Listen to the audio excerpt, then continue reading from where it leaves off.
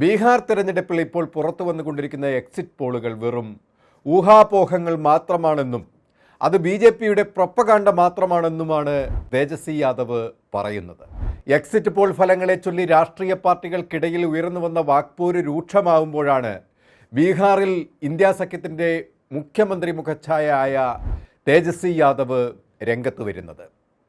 നാളെ വരാനിരിക്കുന്ന ഫലം അനുമാനങ്ങളെയൊക്കെ മാറ്റിമറിച്ച് ഒരു അട്ടിമറി ഉയർച്ച മഹാഗഠബന്ധന് ഉണ്ടാകുമെന്നും 18-ന് താൻ മുഖ്യമന്ത്രിയായി സത്യപ്രതിജ്ഞ ചെയ്യുമെന്നും അദ്ദേഹം പറഞ്ഞു. ഇത്തവണ ബീഹാറിലെ ജനം മാറ്റത്തിനാണ് വോട്ട് ചെയ്തത്. ഇത്തവണ മഹാസഖ്യം ചരിത്രപരമായ വിജയം കൊയ്യുമെന്നും അദ്ദേഹം ശുഭാപ്തി വിശ്വാസം പ്രകടിപ്പിച്ചു. എന്നും എക്സിറ്റ് പോളുകളുടെ ശവപ്പറമ്പായി മാറുന്ന കാഴ്ചയാണ് ബീഹാറിൻ്റേത്.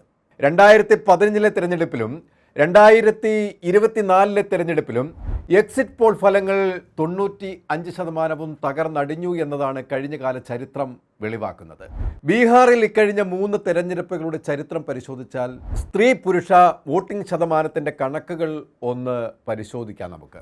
2010-ൽ പുരുഷന്മാരുടെ വോട്ട് നിലവാരം 1.51%, സ്ത്രീകൾ 1.38% ആയിരുന്നെങ്കിൽ 2015 ആകുമ്പോൾ അത് പുരുഷഗണത്തിൽ 1.88, സ്ത്രീഗണത്തിൽ 1.87 എന്ന തുലവും വളർച്ചയിലേക്ക് നടന്നു. അത് 2020 ആയപ്പോൾ പുരുഷന്മാർ 2.11 സ്ത്രീകൾ 2.06 ഉയർന്നു.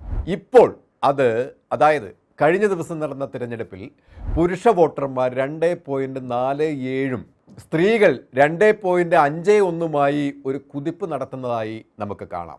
ഈ വളർച്ച തന്നെയാണ് ഇന്ത്യ മുന്നണിയുടെ പ്രതീക്ഷ വർദ്ധിപ്പിക്കുന്നത്. കാരണം മാറുന്ന കാലത്ത് മാറ്റത്തിൻ്റെ കാഹളം മുഴക്കിയപ്പോൾ രാഹുൽ ഗാന്ധിയും തേജസ്വി യാദവും ബീഹാർ ജനതയുടെ പ്രതീക്ഷയായി മാറി. 20 വർഷം നിതീഷ് കുമാർ ബീഹാറിൽ റിമോട്ടിൻ്റെ നിയന്ത്രണത്തിൽ ഭരിച്ചതിൽ തുച്ഛമായ നേട്ടങ്ങൾ എടുത്തു കാണിക്കുന്നുവെങ്കിലും ജനം വിലയിരുത്തുന്നു എന്ന് തന്നെയാണ് അവരുടെ പ്രതികരണത്തിൽ നിന്നും തെരഞ്ഞെടുപ്പ് കാലത്ത് നിന്ന് മനസ്സിലായത്. നഗരപ്രാന്തങ്ങളിൽ നിന്നും വികസനം ഗ്രാമത്തിലേക്ക് വ്യാപിപ്പിക്കാൻ കഴിയാത്ത സാഹചര്യം നിതീഷിന് വന്നു. അതുകൊണ്ട് തന്നെ കാളവണ്ടി യുഗം അവസാനിക്കാത്ത ഇരുണ്ട കാലങ്ങൾ നിലനിൽക്കുന്നതും ഇന്നും ശൗചാലയം പോലും ഇല്ലാതെ ഗ്രാമീണർ ചെറ്റക്കുടിലും ടാർപോളിൻ ഷീറ്റിന് ചുവട്ടിലും ജീവിതം തള്ളി നീക്കുകയാണ് എന്നതും നിതീഷിന് തിരിച്ചടിയാവുന്നുണ്ട്. വികസനമുണ്ടോ എന്ന് ചോദിച്ചാൽ ഉണ്ട്. എന്നാൽ അതുകൊണ്ട് സാധാരണക്കാർക്ക് ഗുണം ഉണ്ടോ എന്ന് ചോദിച്ചാൽ ഇല്ല എന്നതാണ് ഉത്തരം. അത് തിരിച്ചറിഞ്ഞാണ് തേജസ്വി യാദവ് തൻ്റെ ഉപമുഖ്യമന്ത്രി കാലത്തെ പ്രവർത്തന പരിചയവും അന്ന് നടപ്പിലാക്കിയ പ്രവർത്തനങ്ങൾ മുൻനിർത്തി ജനത്തിനോട് വോട്ട് ചോദിച്ചത്. അത് ഫലപ്രാപ്തിയിൽ എത്തിച്ചുവെന്നാണ് ബീഹാർ തരംഗം വ്യക്തമാക്കുന്നത്. അതാണ് തേജസ്വി പറഞ്ഞത്, ഈ എക്സിറ്റ് പോളുകൾ വെറും മോദി സ്തുതികൾ മാത്രമാണ് എന്ന്. ഇങ്ങനെയൊക്കെയാണെങ്കിലും ദേശീയ രാഷ്ട്രീയത്തിലടക്കം ഭരണഗതി മാറ്റാൻ കെൽപ്പുള്ളയാളും പ്രവചനം നടത്തി പലയാവർത്തി അത്ഭുതം സൃഷ്ടിച്ച പ്രശാന്ത് കിഷോർ ബീഹാർ രാഷ്ട്രീയത്തിൻ്റെ ഗതി നിർണ്ണയിക്കുന്ന അവസ്ഥയിലേക്ക് കാര്യങ്ങളെ നീക്കുന്ന സ്ഥിതിവിശേഷം സംജാതമാകുമോ എന്നാണ് ജനം നോക്കിയിരിക്കുന്നത്. ഇപ്പോൾ പുറത്തു വന്ന ഫലങ്ങളിൽ ജൻസൂരജ് പാർട്ടിക്ക് 0 പ്രവചിച്ചത് എന്നിരിക്കലും വോട്ട് കണക്കുകളിൽ ജൻസൂരജ് നിർണായകമായേക്കുമെന്ന വിലയിരുത്തലും ഉണ്ട്. ഒന്നെങ്കിൽ സിംഹാസനത്തിൽ അല്ലെങ്കിൽ തറയിൽ എന്നാണ് ബീഹാറിലെ 243 സീറ്റിലും സ്ഥാനാർത്ഥികളെ നിർത്തിക്കൊണ്ട് പ്രശാന്ത് കിഷോർ പ്രഖ്യാപിച്ചത്. 150 സീറ്റിന് മുകളിൽ കിട്ടുമെന്നും അതിൽ കുറഞ്ഞുള്ളതെല്ലാം പരാജയമായി കണക്കാക്കുമെന്നും പ്രഖ്യാപിച്ചുകൊണ്ടായിരുന്നു അദ്ദേഹം രംഗത്തേക്ക് വന്നത്. അഭിഭാഷകരും ഡോക്ടർമാരും ശാസ്ത്രജ്ഞരും ഉൾപ്പെടെ പ്രമുഖരെ സ്ഥാനാർത്ഥികളായി നിർത്തിയപ്പോൾ തന്നെ മധ്യവർഗ വോട്ടുകളാണ് ലക്ഷ്യമിടുന്നതെന്ന് വ്യക്തമായിരുന്നു. ബീഹാറിലെ ജൻസി വോട്ടുകളും JSPയുടെ മുന്നിലുണ്ടായിരുന്നു. എക്സിറ്റ് പോളുകൾ പറയുന്നത് പ്രകാരം സീറ്റുകൾ കുറഞ്ഞാലും ഇരു മുന്നണികളുടെയും ജയപരാജയങ്ങളിൽ ജൻസൂരജ് പിടിക്കുന്ന വോട്ടുകൾ നിർണായകമാകും. ബീഹാറിൽ ഭരണവിരുദ്ധ വികാരത്തിലുള്ള വോട്ടുകൾ ജൻസൂരജിനും ഇന്ത്യ സഖ്യത്തിനും വിഭജിച്ചു പോകുമെന്നും വിലയിരുത്തപ്പെടുന്നുണ്ട്. രൂക്ഷമായ സംസ്ഥാന ദേശീയ ഭരണവിരുദ്ധ വികാരം ഇന്ത്യയിൽ ഒട്ടാകെ വീശിയടിക്കുന്നതിൻ്റെ ഭാഗമായി ബീഹാറിലും അത് പ്രതിഫലിക്കുമെന്ന് തന്നെയാണ് വ്യക്തമാകുന്നത്.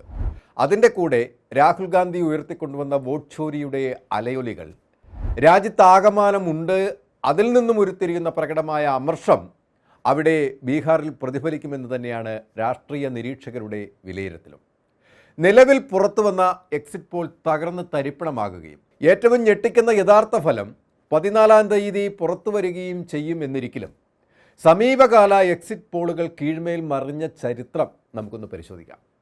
കഴിഞ്ഞ 8 തവണകളായി എക്സിറ്റ് പോളുകൾ കീഴ്മേൽ മറിഞ്ഞു.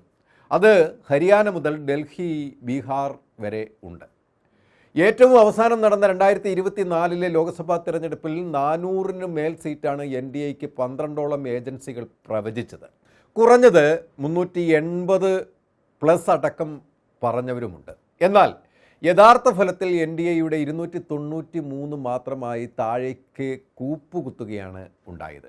2004-ലും ഇത് തന്നെ സംഭവിച്ചു. ഇന്ത്യ തിളങ്ങുന്നു എന്ന മുദ്രാവാക്യവുമായി വാജ്പേയി കാലത്ത് പ്രചാരം നടത്തിയ ആ കാലത്ത് NDAയ്ക്ക് അനുകൂലമായി ആയിരുന്നു പ്രവചനം വന്നത്. പക്ഷേ ഫലം വന്നപ്പോൾ 187-ൽ മാത്രമായി ഒതുങ്ങി. അന്നത്തെ UPA കോൺഗ്രസ് നേതൃത്വം നൽകുന്ന മുന്നണിയായ UPA സർക്കാർ രൂപീകരിച്ച് 5 വർഷം ഭരണം നടത്തുകയും ചെയ്തു. ഇങ്ങനെ തകർന്നടിഞ്ഞ എക്സിറ്റ് പോൾ ചരിത്രം നിലനിൽക്കുമ്പോഴാണ് ബീഹാറിൽ ഈ പ്രവചനങ്ങൾ നടന്നത്. മണിക്കൂറുകൾ മാത്രമാണ് യഥാർത്ഥ രൂപം പുറത്തു വരാൻ ഇനിയുള്ളൂ. അതുകൊണ്ട് തന്നെ ഒരു പ്രവചനത്തിന് ഇവിടെ പ്രാധാന്യമില്ല എന്നിരിക്കലും വിലയിരുത്തലുകൾ ആവശ്യമാണ്. എല്ലാ പുകമറയും നീക്കി നാളെ ഫലം പുറത്തു വരുമ്പോൾ നിതീഷ് കുമാറിനെ പടിക്ക് പുറത്ത് നിർത്തി തേജസ്വിയെ സംസ്ഥാനത്തിൻ്റെ മുഖ്യമന്ത്രി പദത്തിലേക്ക് ഉയർത്തുന്ന കാഴ്ചയാണ് ബീഹാറിൽ തെളിയുന്നത്. നിതീഷ് എന്ന JDU BJPയുടെ NDA അച്ചുതണ്ട് തകർക്കപ്പെടുകയും 20 വർഷം മോദിക്ക് അടിയറവ് വെച്ച ബീഹാറിനെ തിരിച്ചു പിടിച്ച് മഹാഗഠബന്ധൻ ഒരു പുതിയ ബീഹാറിനെ പുനഃസൃഷ്ടിക്കുന്ന ഒരു പുതുയുഗത്തിലേക്ക് എത്തുകയും ചെയ്യും. 20 വർഷം മുമ്പ് ലാലു പ്രസാദ് യാദവ് തുടങ്ങിവെച്ചതിൻ്റെ തുടർച്ച ഈ വരുന്ന 18-ന് ബീഹാറിൽ തേജസ്വി യാദവ് തുടരും. പുതിയ കാലത്തിൻ്റെ മാറ്റങ്ങളെ ഉൾക്കൊണ്ട് അത് തലമുറയ്ക്ക് വീതിച്ചു നൽകി സംസ്ഥാനത്തെ പുഷ്ടിപ്പെടുത്താൻ തേജസ്വി മുന്നിട്ടിറങ്ങുകയാണ്. അത് ദേശീയ രാഷ്ട്രീയത്തിലേക്ക് പുതിയ രാഷ്ട്രീയ മാറ്റത്തിന് വഴിതെളിക്കും. അവിടെ രാഹുൽ ഗാന്ധി എന്ന ഇന്ത്യയുടെ പ്രതീക്ഷ ഒരു പുതിയ സൂര്യോദയത്തിനായി കാത്തിരിക്കുകയാണ്. രാജ്യം ഛിന്ന ഭിന്നമാവാതിരിക്കാൻ ഇമവെട്ടാതെ കാത്തിരിക്കുകയാണ്.